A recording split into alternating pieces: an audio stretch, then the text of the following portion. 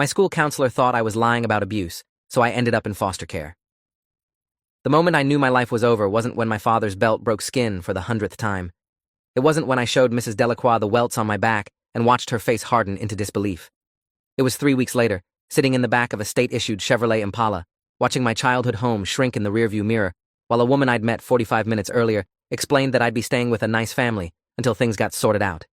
I was 14 years old, and I had just learned the most important lesson of my life. Telling the truth doesn't mean anyone will believe you. In fact, sometimes the truth is exactly what destroys you. The social worker's name was Miss Okonkwo, and she kept glancing at me in the mirror with this expression I'd come to know well over the following months. It was pity mixed with suspicion, like she couldn't decide whether I was a victim or a liar. I'd see that look on a lot of faces: teachers, lawyers, foster parents, even the judge who eventually sealed my fate with a single signature. But I'm getting ahead of myself. To understand how a kid trying to escape abuse ended up being punished for reporting it, you need to understand where I came from and why I trusted the one person who should have helped me. I'd been a straight-A student at Westbrook Middle School for 2 years when this nightmare started. My name is Ethan Reyes, and until 8th grade, I was the kind of kid teachers loved. Quiet, respectful, turned in every assignment on time, never caused problems. What they didn't know was that my good behavior wasn't ambition or discipline. It was survival. My father, Raymond Reyes, was a respected accountant at a mid-sized firm downtown. He wore pressed shirts, drove a clean Toyota Camry, and shook hands firmly at parent-teacher conferences. Neighbors called him Ray and borrowed his lawnmower. Nobody saw what happened behind our front door once it closed. My mother had left when I was 6, and I learned early not to ask about her. The one time I did, I couldn't sit comfortably for a week. After that, she became a ghost. I learned to stop mourning. My father's rules were simple and absolute: maintain appearances, excel academically, never speak about family matters to outsiders. Breaking any rule meant consequences. The belt was his preferred tool, but he was creative when he needed to be. Ice baths for cooling down after I showed emotion. Standing in the corner of the garage for hours in winter because I'd forgotten to take out the trash. Once, when I was 12, he made me hold a dictionary above my head for 3 hours because I'd gotten a B+ on a history test. The abuse followed a pattern I could almost predict.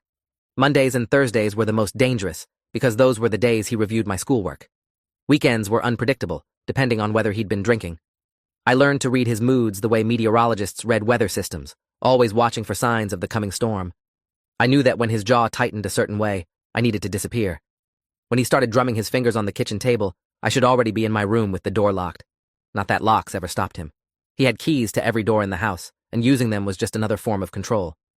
"Privacy is earned," he'd say, standing in my doorway at midnight for no reason other than to remind me I had none.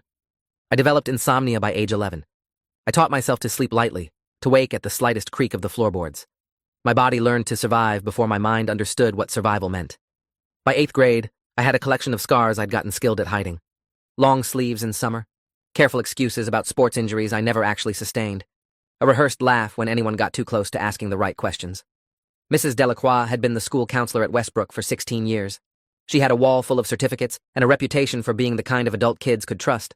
I'd heard other students talk about how she'd helped them through divorces, bullying, even a few situations involving abuse at home.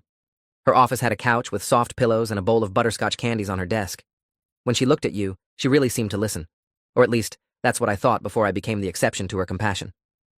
It was early October, 3 weeks into 8th grade, when everything started to unravel. We'd had a substitute PE teacher that day, someone who didn't know the rules I'd established with Coach Yamamoto about changing in the private bathroom stall. The substitute insisted everyone change in the open locker room. "No special treatment," he'd said. I tried to angle my body toward the corner, but another student, Kevin Ostrowski, saw the marks on my back before I could pull my shirt down. His eyes went wide. "Dude, what happened to you?" I mumbled something about a dirt bike accident, but Kevin wasn't stupid. The marks weren't scrapes or bruises from a fall. They were precise parallel lines where a belt had been applied with deliberate force. By the end of the day, I was sitting in Mrs. Delacroix's office. She started off exactly how I'd hoped she would. Gentle voice, concerned eyes, a promise that I could tell her anything and she would help.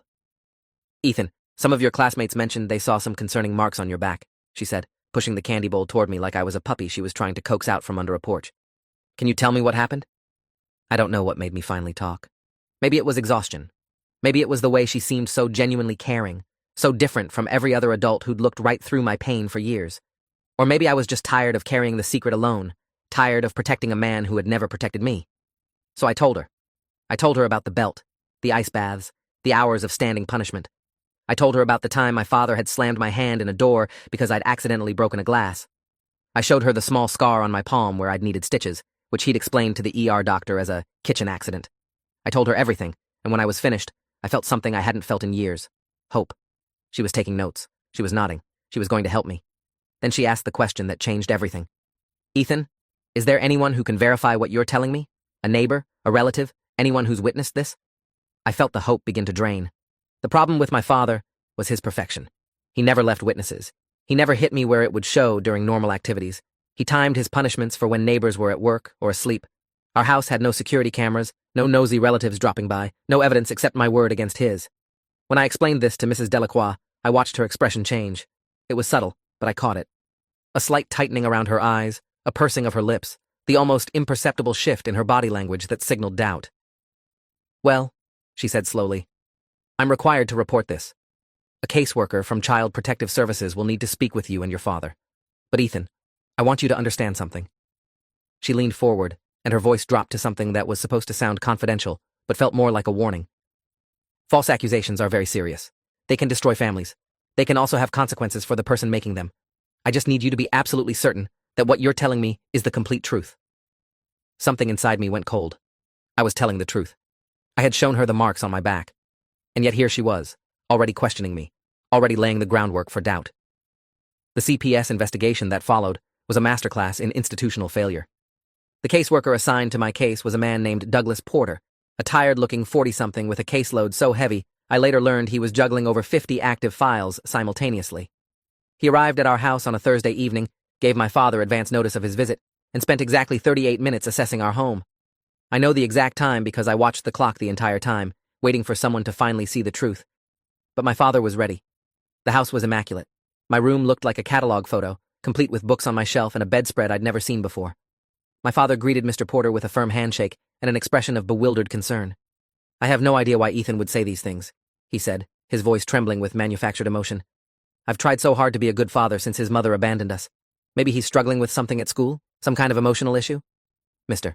Porter nodded sympathetically and made notes. When he asked to see my back, the marks had faded enough that he described them in his report as faint discoloration, consistent with minor childhood roughhousing. He never asked me about the ice baths or the standing punishments. He never questioned why I flinched every time my father shifted in his chair. The interview with Mr. Porter lasted about 15 minutes. He asked me the same questions Mrs. Delacroix had asked, and I gave him the same answers. But this time, I could feel my father's presence in the next room, could practically hear him controlling the narrative even from a distance. When Mr. Porter asked if I wanted to modify any of my statements, I felt something break inside me. He wasn't asking because he thought I might have forgotten something. He was giving me a chance to recant, to admit I'd been lying, to make his job easier by turning this into a case he could close without further investigation. I refused to change my story. 2 weeks later, I received the consequences of my stubbornness. The CPS report concluded that my allegations were unsubstantiated and that I displayed possible signs of oppositional defiance and attention-seeking behavior. Mrs. Delacroix's notes were attached, including her observation that I had failed to provide corroborating evidence, and that my story remained suspiciously consistent across multiple tellings. Suspiciously consistent. Let that sink in. Telling the same story the same way because it was the truth was being used as evidence that I was lying. My father's response to the investigation was swift and calculated. Within 3 days of the report being filed, he had me in the office of Dr. Kathleen Brennan, a child psychologist whose business relied heavily on family court referrals. She diagnosed me with adjustment disorder with disturbance of conduct, after 2 sessions lasting a combined 90 minutes. Her report described me as potentially manipulative, with difficulty distinguishing between reality and desired outcomes. She recommended ongoing therapy and noted that adolescents sometimes fabricate or exaggerate claims when seeking attention or attempting to manipulate custody situations. When I pointed out that there was no custody situation because my mother was gone, Dr. Brennan just nodded and wrote something in her notebook. I never found out what. Armed with this diagnosis and the unsubstantiated CPS report, my father filed a petition with family court claiming he could no longer safely care for me due to my behavioral issues and false accusations. He presented himself as a concerned parent at the end of his rope, a single father who had sacrificed everything for a child who repaid him with lies. The judge, Honorable William Foster, reviewed the paperwork in a hearing that lasted exactly 23 minutes. I wasn't allowed to speak. My court-appointed attorney, a woman named Lisa Chang, who I'd met for the first time that morning, advised me to stay quiet and let her handle it. She didn't handle it. She barely glanced at me during the entire hearing, shuffling papers and checking her phone, while my fate was decided by people who had never bothered to actually listen to me. Judge Foster ruled that I would be placed in temporary foster care while family reunification services were arranged.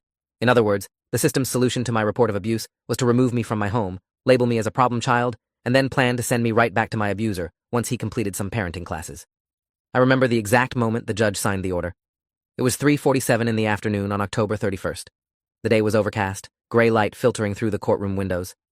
Somewhere outside, other kids were preparing for trick-or-treating, worrying about candy and costumes. I was watching a stranger in a black robe hand my life to a system that had already decided I was the villain in my own story. My father didn't look at me as the bailiff led me out of the courtroom. He was too busy shaking hands with his lawyer, a man named Richard Thornberry, who specialized in custody disputes and charged $400 an hour. I'd overheard them talking in the hallway before the hearing, discussing strategy, joking about how easy this case was going to be. The first foster home was the Kellys, a couple in their mid-50s who had been taking in children for 12 years. Margaret Kelly was a retired nurse, and her husband Franklin had worked in insurance before an early retirement. On paper, they seemed perfect. Their home was clean, their references were solid, and they had an approved capacity for 3 foster children. I was their second placement at the time, joining a 9-year-old girl named Destiny, who barely spoke and spent most of her time drawing in a corner of the living room. The Kellys weren't cruel, but they weren't kind either. They ran their home like a boarding house, with strict schedules and minimal emotional investment. Breakfast at 7, dinner at 6, lights out at 9, no television on weeknights, chores assigned by a rotating chart on the refrigerator. Mrs. Kelly called me the new one for the first 3 weeks, as if learning my name wasn't worth the effort until she was sure I'd stick around. I slept in a room that had clearly been decorated for a much younger child, with faded dinosaur wallpaper and a twin bed that sagged in the middle. My belongings fit in a single garbage bag that the social worker had helped me pack before leaving my father's house. My caseworker at this point was no longer Douglas Porter. He had transferred to a different department, and my file was handed off to a woman named Teresa Kovac, who seemed slightly more competent but equally overworked. She visited me once a week for the first month, asking the same checklist questions and making notes in her tablet. Was I attending school? Yes. Was I taking any medications? No. Did I feel safe in the foster home? I didn't know how to answer that question. Safe from what? I felt safe from my father, at least physically. But I also felt like I was drowning, like every day was just another step toward being sent back to him once the system decided I'd been sufficiently stabilized. The school situation was its own nightmare. I'd been transferred to a new school in the Kellys district, which meant leaving behind the few acquaintances I'd had at Westbrook. The new school, Lincoln Heights Middle, treated me with the particular brand of casual cruelty reserved for foster kids. Teachers regarded me with suspicion. Classmates knew I was in the system because the school counselor, apparently unaware of confidentiality, had mentioned it to a student aide who spread it through the gossip network within hours. I developed a new survival strategy: invisibility. I stopped raising my hand in class, stopped making eye contact in the hallways, stopped trying to connect with anyone. My grades, which had always been excellent, began to slip. Not because I couldn't do the work, but because I no longer saw the point. What was I achieving good grades for? A future that felt like it had already been stolen from me? An escape route that kept getting pulled further away? My father, meanwhile, was playing his role perfectly. He attended his court-ordered parenting classes, submitted to random home visits, and sent me letters through the system's official channels. The letters were masterpieces of manipulation. Dear Ethan, I'm so sorry for whatever I did to make you feel like you had to say those things. I'm working hard to be a better father. I love you, and I can't wait until we can be a family again. The letters were reviewed by my caseworker, who noted them as evidence of his commitment to reunification. No one saw them for what they really were: a predator biding his time, performing contrition while planning his next move. I kept every letter in a folder under my mattress, not because they meant anything to me, but because I needed to remember what I was up against. The turning point came about 3 months into my placement with the Kellys. I was in the kitchen doing dishes after dinner when Franklin Kelly came in to get a beer from the refrigerator. He stood behind me for a moment, not saying anything, and I felt every muscle in my body tense in recognition. I knew that feeling. That presence of someone standing too close, waiting for something. You know, he said quietly, Margaret thinks you're doing better, but I'm not so sure. His hand landed on my shoulder, and I went absolutely still.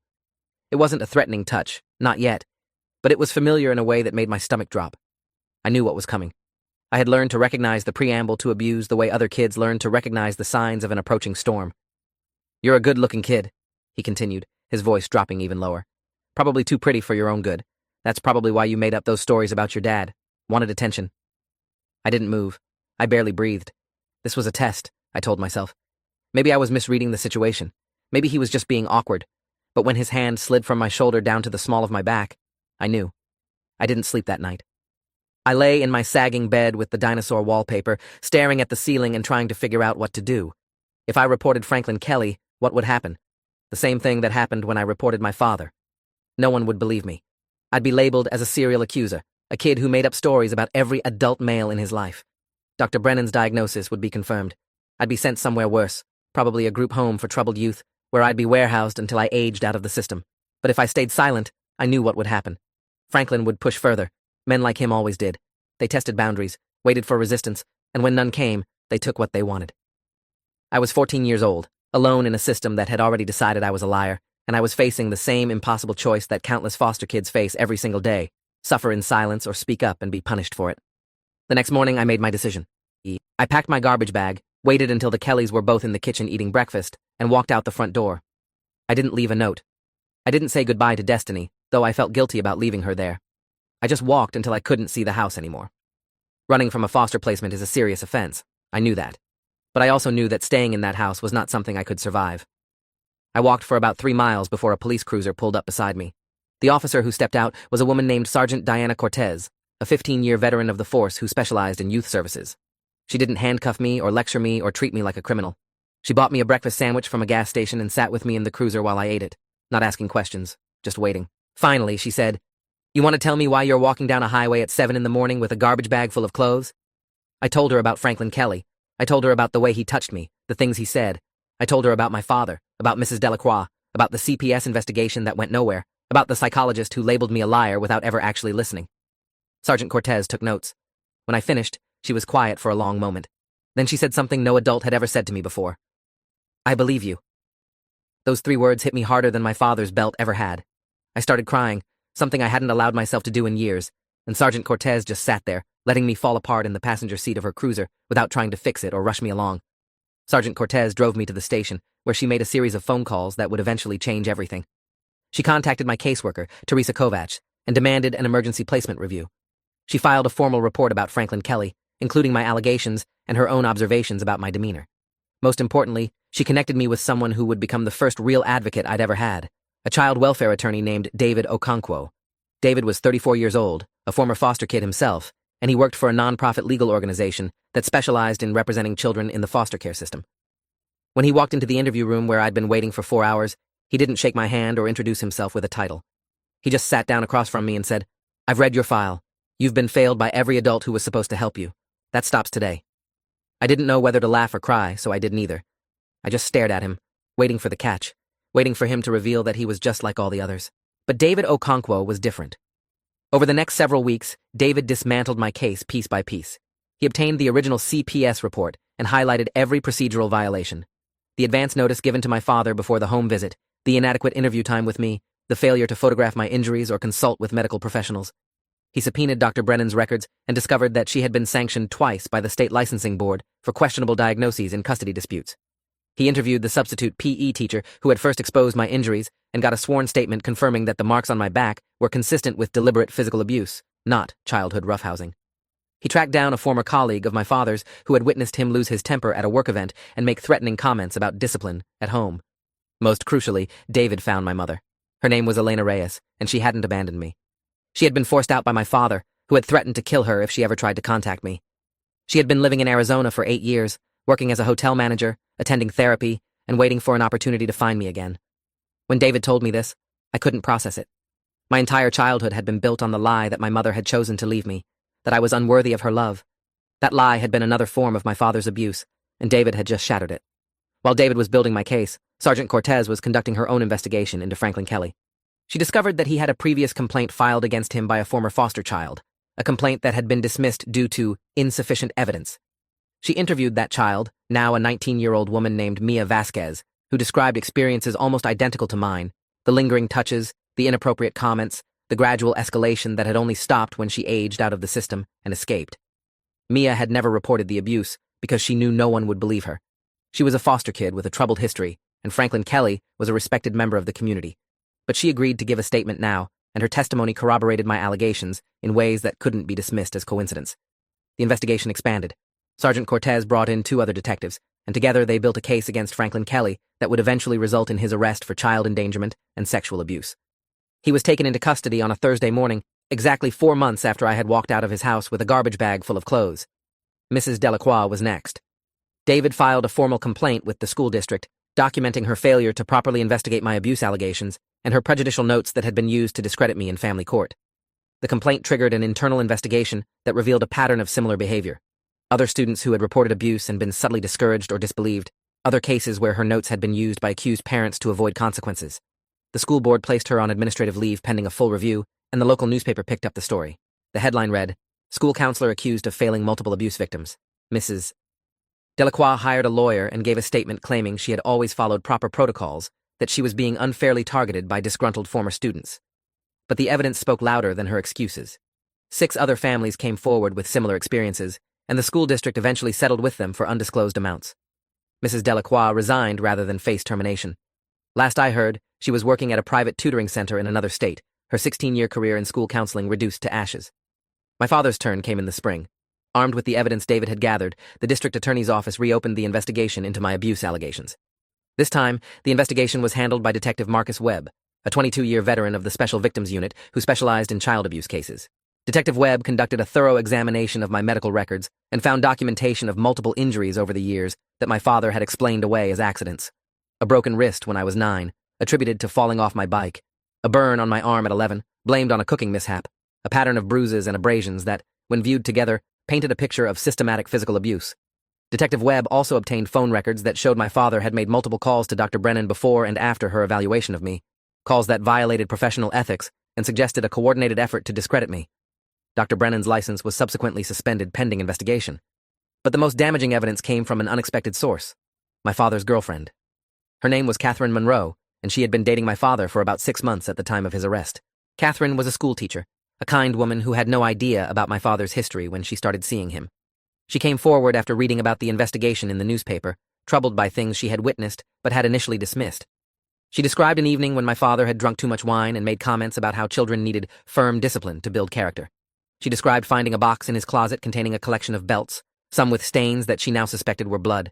Most importantly, she provided the one piece of evidence that finally broke the case wide open: a recording she had made on her phone during an argument with my father, an argument in which he had admitted to hitting me and justified it as necessary correction. The recording was authenticated by forensic audio experts and entered into evidence. My father was arrested on multiple counts of aggravated child abuse and endangerment. He was denied bail due to flight risk concerns and the severity of the charges. For the first time in my life, he was locked in a room he couldn't control. The trial took place in the fall, almost exactly a year after I had first sat in Mrs. Delacroix's office and told the truth. I testified for 3 hours, describing years of abuse in detail that left several jurors visibly shaken. David had prepared me for the defense attorney's cross-examination, warning me that they would try to portray me as a liar, as disturbed, as seeking revenge for being placed in foster care. He was right. The defense attorney, a woman named Patricia Holloway, questioned my memory, my motivations, my psychological state. She brought up Dr. Brennan's diagnosis and suggested that I was exactly the kind of troubled teen who would fabricate stories for attention. But I had learned something important over the past year. Telling the truth isn't the same as being believed. You have to fight for belief. You have to make people see. So when Patricia Holloway asked me why anyone should believe my version of events, I looked directly at the jury and said, "Because I have the scars to prove it." Then I removed my shirt, right there in the courtroom, and showed them the marks my father had left on my body. Marks that had finally been photographed, documented, and authenticated by medical professionals. Marks that told a story no amount of legal maneuvering could erase. The jury deliberated for 4 hours before returning a guilty verdict on all counts. My father was sentenced to 12 years in state prison, with no possibility of parole for the first 8. Judge Margaret Thornton, who presided over the criminal trial, read a statement during sentencing that I still have memorized. This case represents a catastrophic failure of the systems designed to protect vulnerable children. The defendant exploited every loophole, manipulated every process, and relied on the inherent bias against child accusers to continue his abuse unchecked. He did so with the unwitting assistance of professionals who should have known better. This court hopes that the sentence imposed today sends a clear message. Children who speak up about abuse deserve to be heard, believed, and protected. I didn't cry when the verdict was read. I didn't cry when the sentence was announced. I had spent so long learning not to show emotion that I wasn't sure how to anymore. But that night, in the new foster home where I'd been placed with a genuinely caring family named the Ortizes, I finally let myself feel what I'd been holding back for years. I cried until I couldn't breathe, and Maria Ortiz held me without asking questions, without offering platitudes, without trying to fix anything. She just let me grieve for the childhood I'd never had and the father I'd never really known. My mother came back into my life gradually, the way a slowly healing wound eventually becomes a scar. We started with supervised visits, then phone calls, then overnight stays at her apartment in Arizona. She was different from the ghost I'd imagined for so many years. Sadder, but also stronger. She told me about the years she'd spent trying to find legal ways to reach me, the restraining orders my father had filed against her, the letters she'd sent that never arrived because he intercepted them. She showed me a box under her bed containing every birthday card she'd written me for 8 years, cards I'd never received, each one addressed to a son she wasn't sure she'd ever see again. We're still rebuilding our relationship. It's not easy. There are years of damage that can't be undone with apologies or explanations, trust that has to be earned one day at a time. But for the first time in my life, I have a mother who fights for me instead of against me, who believes me without requiring proof, who loves me without conditions or contingencies. Franklin Kelly was convicted of 3 counts of sexual abuse and is currently serving 15 years in prison. His wife Margaret divorced him shortly after his arrest and moved out of state. The other children who had been placed in their home were relocated to safer environments, and I heard that Destiny, the quiet girl who spent all her time drawing, was eventually adopted by a family who specialized in helping traumatized children heal. Mrs. Delacroix never faced criminal charges, but she lost everything that mattered to her career, her reputation, her standing in the community. The last time her name appeared in the news, it was in connection with a civil lawsuit filed by one of the families she'd failed. Dr. Brennan had her license permanently revoked after the investigation revealed multiple instances of falsifying diagnoses for parents involved in custody disputes. She was fined $200,000 and prohibited from ever practicing psychology in any state. Douglas Porter, the caseworker who conducted the inadequate initial investigation of my abuse, was quietly transferred to a different department. The system protected its own, even when they failed spectacularly. But David Okonkwo filed a complaint that eventually led to policy changes in how CPS investigates abuse allegations, including mandatory training on recognizing coached statements and increased documentation requirements. I'm 17 now, living with the Ortiz family until I turn 18, at which point I plan to move to Arizona to be closer to my mother. I've gotten my grades back up, though school will never be the same for me. I see a therapist twice a week, someone David helped me find, a woman named Dr. Christina Fairbanks, who specializes in childhood trauma and actually listens instead of looking for reasons to disbelieve.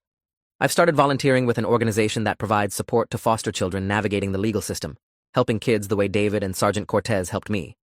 It's not much, but it feels like taking something broken and turning it into something useful. My father sends letters from prison sometimes. I don't read them. I don't need his apologies or explanations or excuses. I don't need anything from him anymore. The last time I saw him was in that courtroom, watching the bailiff lead him away in handcuffs, watching his perfect mask finally crack as the reality of consequences set in. He looked at me as they took him out, and for the first time I saw something in his eyes besides control. I saw fear. It was the same fear I'd felt my entire childhood, and seeing it reflected back at me was the closest thing to justice I ever needed. People ask me sometimes whether I regret speaking up, given everything it cost me. The foster homes, the disbelief, the labels, the months of my life swallowed by a system that treated me as the problem instead of the solution. And honestly, I don't know. Some days I think about what would have happened if I'd stayed quiet, kept my head down, endured another 4 years until I turned 18 and could escape on my own terms. Maybe I would have been fine. Maybe the abuse would have gotten worse. Maybe my father would have eventually killed me. Or maybe I would have done something to myself just to make it stop. I'll never know. What I do know is that every kid who speaks up about abuse makes it a little easier for the next one. Every case that exposes institutional failure forces the system to get a little better. Every adult who chooses to believe a child over their own assumptions helps create a world where children like me don't have to fight so hard just to be heard. I fought because I had no other choice. But maybe someday, because of what I went through, some other kid won't have to fight quite as hard. If you made it this far, hit like, you've earned it.